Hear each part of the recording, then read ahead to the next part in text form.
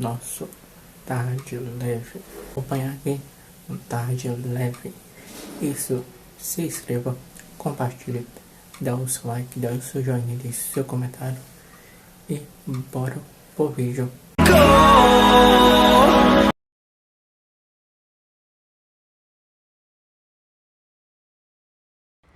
Mula sem cabeça, boto cor-de-rosa, saci pererê, curupira, não faltam lendas no folclore brasileiro. E não é só disso que ele é feito. Danças, comidas típicas, brincadeiras também fazem parte dessa cultura popular.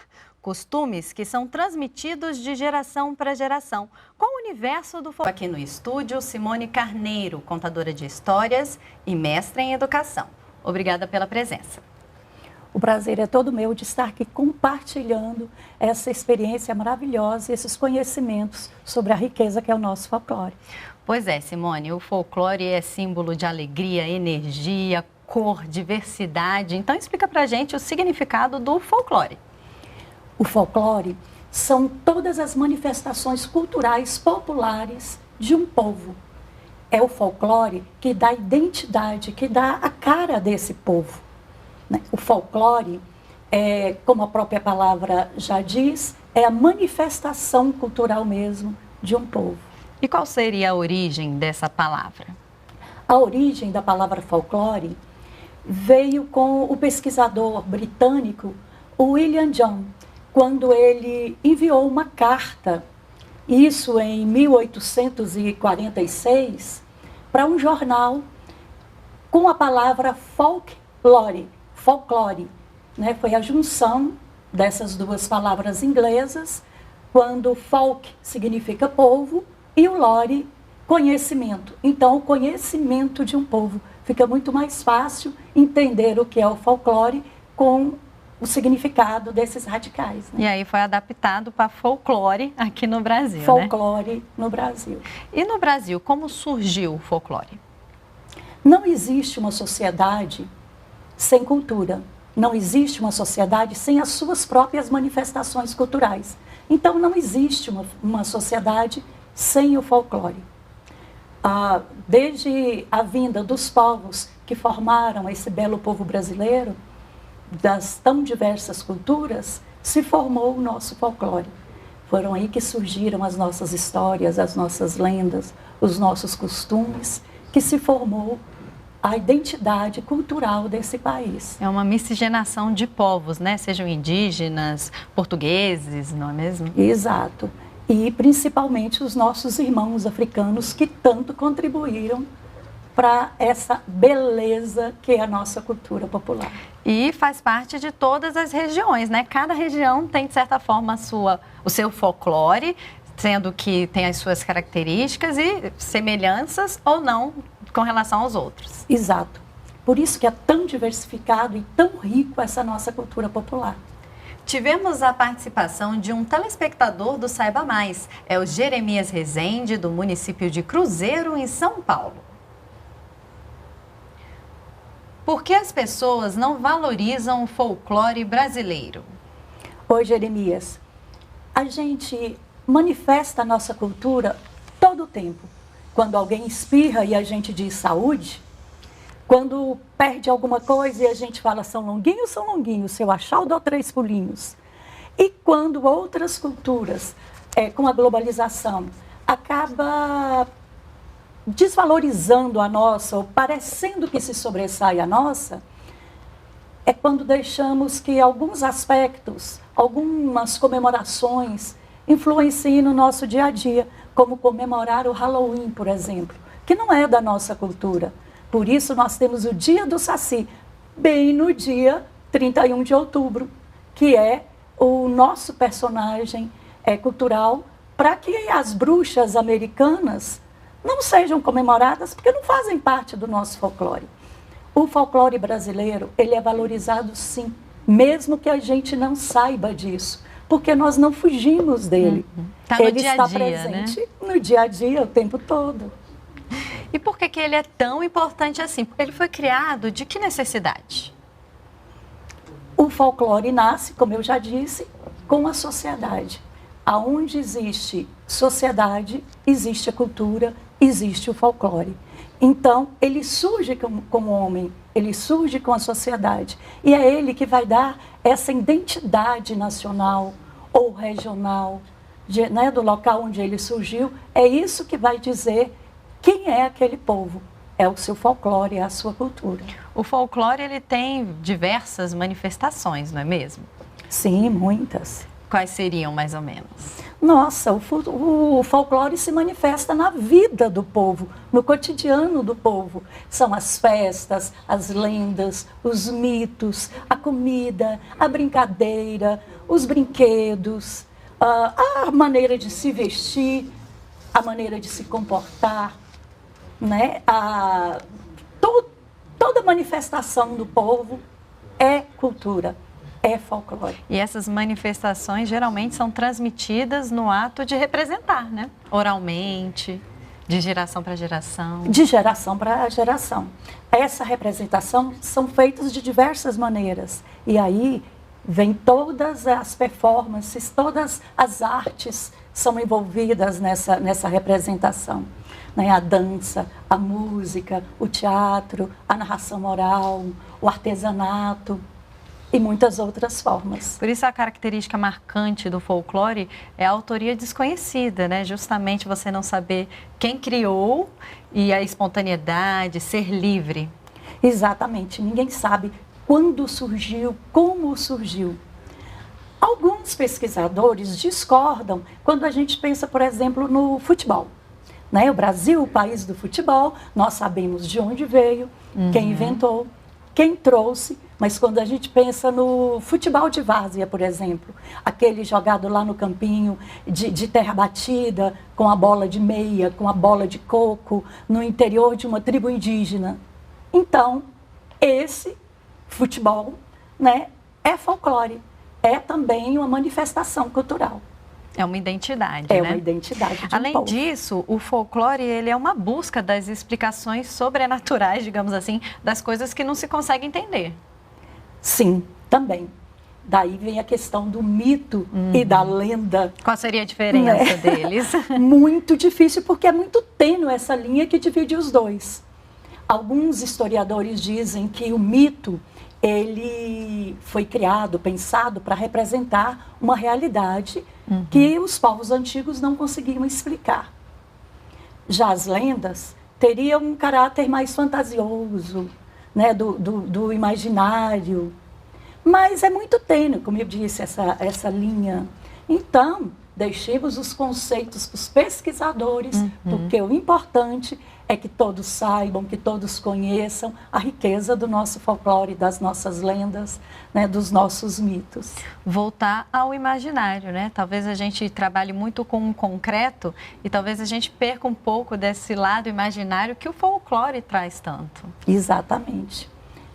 O importante é que as novas gerações conheçam, saibam como os avós brincavam, como dançavam, como se divertiam, como eram as festas.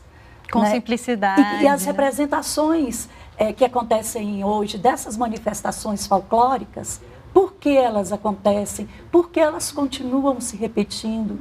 Porque várias pessoas se esforçam em fazer com que essa tradição continue. Né? Vamos lembrar aqui, então, os principais personagens folclóricos do Brasil, né? Vamos explicar cada um deles, o que eles simbolizam. Você já trouxe um dos principais, que é o Saci Pererê. Fale mais como ele surgiu. Então, o Saci Pererê é um dos maiores exemplos que a gente tem dessa miscigenação cultural mesmo. É um pouquinho de cada povo que nos formou, que formou o povo brasileiro. O Saci, inicialmente, ele era um índiozinho, muito peralta e que até rabo tinha, que andava lá pelas tribos aprontando em todos os lugares. Depois, com a influência africana, ele perdeu o rabo, perdeu uma perna lutando capoeira, ganhou o pito ou o cachimbo e com a influência portuguesa, ele ganhou aquele gorrinho vermelho que possui poderes mágicos. O Saci, ele nem é tão diabólico assim, ele apronta, porque ele entra nas casas, ele troca o sal pelo açúcar, ele estraga as comidas, ele faz a panela queimar, ele derrama o leite, ele trança o pelo dos animais. Curupira? O Curupira. O Curupira é uma lenda indígena, ele é um menino com os pés voltados para trás. Curupira, em Tupi-Guarani, significa menino, uma criança pequena. Ele tem o cabelo de fogo e é um protetor das matas. Lobisomem? O lobisomem. O lobisomem, ele se transforma nas noites de lua cheia. Quem vira lobisomem? O 7º filho de um 7º filho.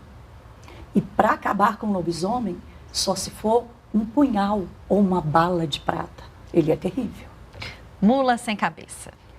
Mula sem cabeça, entra a religião aí. Porque a mula sem cabeça é aquela moça que se engraçou com o padre. Se ela tem um relacionamento amoroso com o padre, ela se transforma nas noites de sexta-feira em uma mula sem cabeça. E para acabar o encantamento, só se o padre, o amante, ele amaldiçoar a moça por 7 vezes antes de rezar as missas. Boto cor-de-rosa. O boto cor-de-rosa, ele é também uma lenda indígena, mais especificamente da região amazônica, e ele se transforma principalmente nas festas juninas, por ocasião das festas juninas. Ele se transforma num belo rapaz, todo vestido de branco, com um chapéu tampando os olhos, para que não veja as narinas do boto, porque a transformação ela não é completa. E ele chega nas festas, escolhe a moça mais bonita e a leva para o fundo do rio. Lá, ele a engravida e depois a abandona. Por isso que quando moças aparecem grávidas e não tem certeza de quem é o pai, é culpa do filho boto. de boto. Boitatá. O boitatá também é uma lenda indígena, porque é Tupi-Guarani o nome boitatá, que é uma cobra de fogo. E é o protetor das matas, principalmente evitando as grandes queimadas que destrói tanto as nossas matas. Né? Cuca. A cuca... As crianças morrem de medo, né? Mas é a minha preferida, porque a cuca é a nossa bruxa, é uma herança portuguesa e vem de cabeça, cuca, né? Tem essa intenção, né? Intenção, é uma herança portuguesa.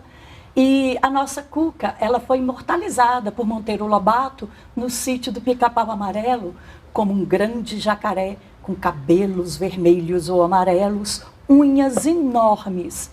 E os pais costumam sempre dizer algo que é muito verdadeiro. Se a criança não dorme no horário certo, a cuca vai pegar. Negrinho do pastoreio. O negrinho do pastoreio é uma herança africana. Ele era um menino escravo que cuidava dos animais da fazenda. Mas ele se descuidou e o cavalo baio do patrão fugiu. Era o que ele mais gostava. Então, o patrão castigou com muitas chicotadas, o amarrou e o deixou para morrer em cima de um formigueiro. Achou que ele já estava morto.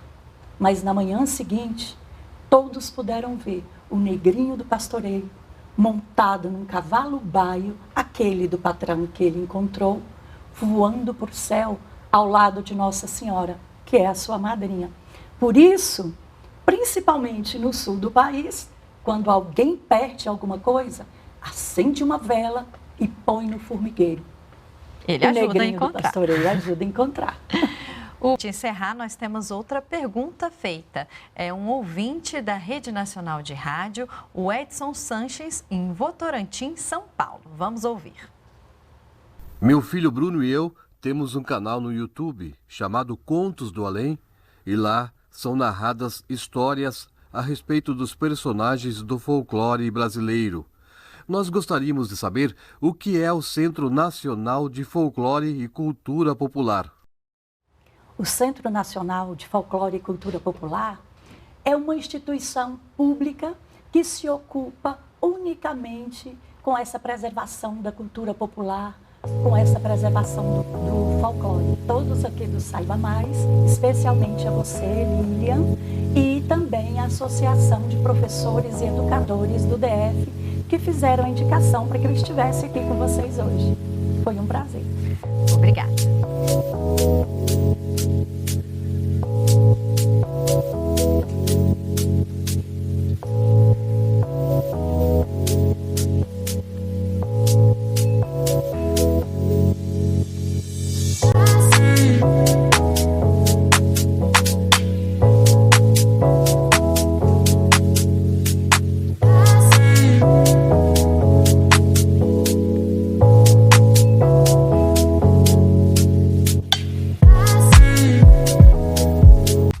Eu vou ficando por aqui, mas amanhã ou depois, ou mais tarde, ou amanhã, teremos mais um vídeo para vocês, meus inscritos, e quem também está chegando. Meu nome é Carlos Castro e esse é o Tarde Leve.